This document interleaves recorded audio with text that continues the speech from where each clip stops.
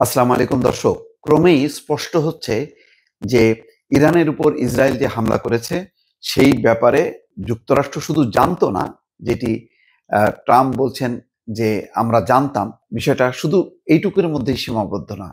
তারা রীতিমতো সহযোগিতা করেছে, অর্থাৎ পুরো পরিকল্পনা বাস্তবায়নে এবং যে সমস্ত সামরিক যন্ত্রপাতি দিয়ে, ক্ষেপণাস্ত্র দিয়ে, অন্যান্য সরঞ্জাম দিয়ে যা যা সহযোগিতা করার দরকার মোটামুটি সবই করেছে মার্কিন যুক্তরাষ্ট্র। এখন যখন ইরান হামলা করছে তখন তারা মধ্যপ্রাচ্যে থাকা তাদের সমস্ত ঘাঁটিগুলো, সামরিক ঘাঁটিগুলো সক্রিয় করেছে। দর্শক, এ নিয়ে সংবাদ এবং বিশ্লেষণ। তার আগে ছোট্ট অনুরোধ, যারা এখনো ভয়েস বাংলা সাবস্ক্রাইব করেননি সাবস্ক্রাইব করবেন এবং লাইক শেয়ার দিয়ে ভয়েস বাংলার সঙ্গেই থাকবেন এবং অবশ্যই আপনাদের মতামত জানাবেন কেমন লাগছে এই খবর এবং বিশ্লেষণগুলো। আসুন আমরা দেখি সর্বশেষ যে খবর এসছে। মিডল ইস্ট আই এই তথ্যসূত্র দিয়ে প্রথম আলো প্রকাশ করেছে যে ইরানে হামলার আগে গোপনে ইসরায়েলে হেল ফায়ার ক্ষেপণাস্ত্র পাঠিয়েছে যুক্তরাষ্ট্র। তাহলে এই সামরিক যন্ত্র বা সরঞ্জাম কেন পাঠিয়েছে? ইরানের উদ্দেশ্যে, ইরানকে হামলা করার জন্য। অথচ এই ডোনাল্ড ট্রাম্প বলছে সে যুদ্ধ চায় না, সে শান্তি চায় এবং যখন সে ক্ষমতায় আসবে তারপর থেকে ইউক্রেন রাশিয়া যুদ্ধ বন্ধ, গাজায় যুদ্ধ বন্ধ, সব যুদ্ধ বন্ধ হয়ে যাবে। কিন্তু এখন দেখা যাচ্ছে যে উল্টা, আরো যুদ্ধের মাত্রা দিনকে দিন বাড়ছে, যেখানে মার্কিন যুক্তরাষ্ট্রের একেবারে প্রত্যক্ষ সহযোগিতা প্রকাশ পাচ্ছে। ইরানে শুক্রবার নজিরবিহীন হামলার আগে ইসরায়েলকে চুপিসারে কয়েকশো অত্যাধুনিক হেলফায়ার ক্ষেপণাস্ত্র সরবরাহ করেছে যুক্তরাষ্ট্র। মিডল ইস্ট আইয়ের অনুসন্ধানে এই তথ্য উঠে এসছে। আগে থেকেই বড় পরিসরে অস্ত্র ও গোলাবারুদ মজুত করছে ইসরায়েল। এরই অংশ হিসেবে ইরানে হামলার কয়েকদিন আগে গত মঙ্গলবার যুক্তরাষ্ট্র গোপনে ইসরায়েলে প্রায় ৩০০টি হেলফায়ার ক্ষেপণাস্ত্র পাঠায়। অথচ ট্রাম্প প্রশাসন বলছিল তারা ইরানের সঙ্গে পারমাণবিক ইস্যু নিয়ে আলোচনায় আগ্রহী।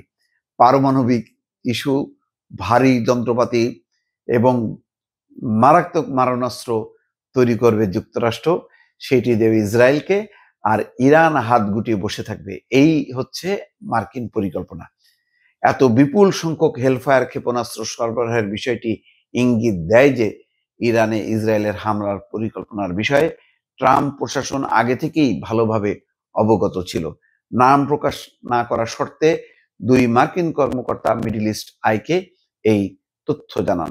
ইরানে হামলার আগে যুক্তরাষ্ট্র যে ইসরায়েলে বিপুল পরিমাণ হেলফায়ার সহ অন্যান্য অস্ত্র সরবরাহ করেছে সে খবর এতদিন প্রকাশিত হয়নি। গতকাল রয়টার্সকে দুই মার্কিন কর্মকর্তা জানান, ইসরায়েলকে লক্ষ্য করে ইরানের ছোড়া ক্ষেপণাস্ত্রগুলো ভূপাতিত করতে মার্কিন সেনাবাহিনী সহায়তা করেছে। এখন দেখেন, ইসরায়েল যখন হামলা করছে ইরানকে তখন সেই ক্ষেপণাস্ত্রগুলো ভূপাতিত করার চেষ্টা করেনি, কিন্তু ইরান যখন ছুটছে তখন সেগুলো ভূপাতিত করছে। তার মানে পুরোপুরি মানে মানে এর চেয়ে আর কি সাপোর্ট হয়? মানে সামরিক যন্ত্র, অত্যাধুনিক যন্ত্র সবকিছু সরবরাহ করছে, আবার ইসরায়েলকে রক্ষা করার চেষ্টা করছে মার্কিন যুক্তরাষ্ট্র। এ থেকে কি প্রমাণ পাওয়া যায়? হেলফায়ার হলো লেজার নিয়ন্ত্রিত আকাশ থেকে স্থলে নিক্ষেপণযোগ্য ক্ষেপণাস্ত্র। ইরানের পারমাণবিক স্থাপনায় বিস্ফোরণ ঘটাতে এই ক্ষেপণাস্ত্র বিশেষভাবে উপযোগী নয়, তবে নির্ভুলভাবে লক্ষ্যবস্তুতে আঘাত হানার জন্য এটি কার্যকর। গতকালের হামলায় ইসরায়েলি সামরিক বাহিনী ১০০টির বেশি যুদ্ধ বিমান ব্যবহার করেছে। এসব বিমান নির্ভুল শনাক্তকরণ প্রযুক্তি ব্যবহারের মাধ্যমে ইরানের শীর্ষ সামরিক কর্মকর্তা এবং পরমাণু বিজ্ঞানীদের নিশানা করে এবং কমান্ড সেন্টারগুলোর উপর আঘাত হানে। এক জ্যেষ্ঠ মার্কিন কর্মকর্তা মিডল ইস্ট আইকে বলেন, হেলফায়ার ব্যবহারের নির্দিষ্ট সময় এবং ক্ষেত্র আছে, এগুলো ইসরায়েলের জন্য বেশ কার্যকর ছিল। গতকাল বিমান হামলা চালিয়ে বেশ কয়েকজন শীর্ষস্থানীয় ইরানি কর্মকর্তা এবং পরমাণু বিজ্ঞানীকে হত্যা করে ইসরায়েল। নিহত এই কর্মকর্তাদের মধ্যে রয়েছেন ইসলামিক রেভলিউশনারি গার্ড কোরের প্রধান মেজর জেনারেল হোসেইন সালামি, সশস্ত্র বাহিনীর chief of staff major general Mohammad Bagheri ও সর্বোচ্চ নেতা আয়াতুল্লাহ আলী খোমেনির ঘনিষ্ঠ উপদেষ্টা আলী শামখানি।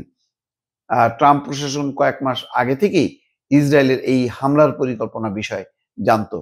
চলতি মাসের শুরুতে মিডল ইস্ট আই প্রকাশ করে গত এপ্রিল ও মে মাসে যুক্তরাষ্ট্রের কেন্দ্রীয় গোয়েন্দা সংস্থা সিআইএ কে ইরানের পারমাণবিক স্থাপনাগুলোর উপর ইসরায়েলের একতরফা হামলার পরিকল্পনা সম্পর্কে ব্রিফ করা হয়। এই পরিকল্পনায় ছিল নিশানা ব্যবস্থাগুলোর বিশ্লেষণ, সাইবার হামলার ছক কষা এবং নির্ভুল আঘাতের কৌশল। পরিকল্পনাটি বাস্তবায়নের রূপরেখা ট্রাম্প প্রশাসনকে মুগ্ধ করে।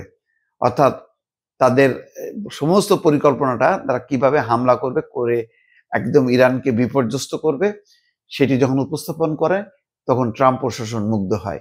এটা পরিষ্কার, এটা হলো একটা ইসরায়েল এবং মার্কিন যুক্তরাষ্ট্রের একটা যৌথ পরিকল্পনা। তবে সাম্প্রতিক মাসগুলোতে ট্রাম্পের আচরণ বিশ্লেষক, এমনকি সম্ভবত ইরানিদের মধ্যে এমন ধারণা জন্ম দিয়েছিল যে তিনি নেতানিয়াহুর প্রকাশ্য হামলার আহ্বানে বাধা তৈরি করবেন।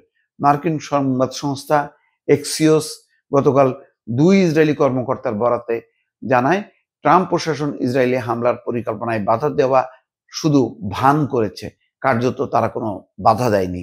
ট্রাম্প পরে বলেন তিনি হামলার আগে ইরানকে একটি নতুন পারমাণবিক চুক্তিতে সম্মত হওয়ার জন্য 60 দিনের সময় দিয়েছিলেন। ইসরায়েলি গণমাধ্যম গত মার্চে এই 60 দিনের সময়সীমার খবর প্রকাশ করেছিল। ট্রাম্প প্রশাসন ইরানের সঙ্গে গত 12 এপ্রিল আলোচনায় বসে।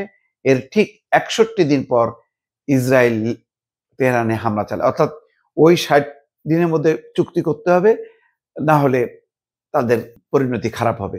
ঠিক 61 দিনের মাথায় এই হামলা চালায়। তার মানে একদম মানে আমেরিকার একটা পরিকল্পনা বাস্তবায়ন করেছে। আর ওই কেন হামলা চালাচ্ছে, কেন এটা করতেছে, ওটা করতেছে, এগুলো হলো সব ছিল ভান। এটাই এই রিপোর্টে প্রকাশ পেয়েছে।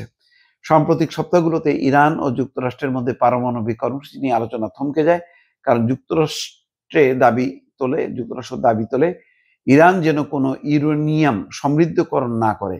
আর তেহরান জানায় এই বিষয়ে কোনো আপোষ তাদের পক্ষে গ্রহণযোগ্য নয়। এবং কালকেও দেখেন যে বলেছে যে এখনো চুক্তি করার সময় আছে, না হলে চরম পরিণতি ভোগ করতে হবে। উল্টা হুমকি দিচ্ছে। 2 মার্কিন কর্মকর্তা মিডল ইস্ট আইকে বলেন, সাম্প্রতিক মাসগুলোতে আলোচনার পুরো সময় জুড়েই ট্রাম্প প্রশাসন ইসরায়েলে অস্ত্র এবং গোলাবারুদ সরবরাহ অব্যাহত রেখেছে। যুক্তরাষ্ট্রকে ক্ষেপণাস্ত্র সরবরাহের বিষয়ে আলাদাভাবে জনসমক্ষে কিছু জানাতে হয়নি, কারণ $740 কোটি একটি অস্ত্র চুক্তির অংশ হিসেবে এটি আগে থেকেই অনুমোদিত ছিল। দর্শক, বুঝতেই পারছেন যে মার্কিন যুক্তরাষ্ট্রের মদদেই ইসরায়েল এই হামলা করে। এখন ইরান পাল্টা হামলা করছে, যখন আবার তারা বলছে যে যদি আবার হামলা করা হয় তাহলে তেহরান জ্বলতে থাকবে। দেখা যাক শেষ পর্যন্ত কি হয়। দর্শক, ভালো থাকবেন। আল্লাহ হাফেজ।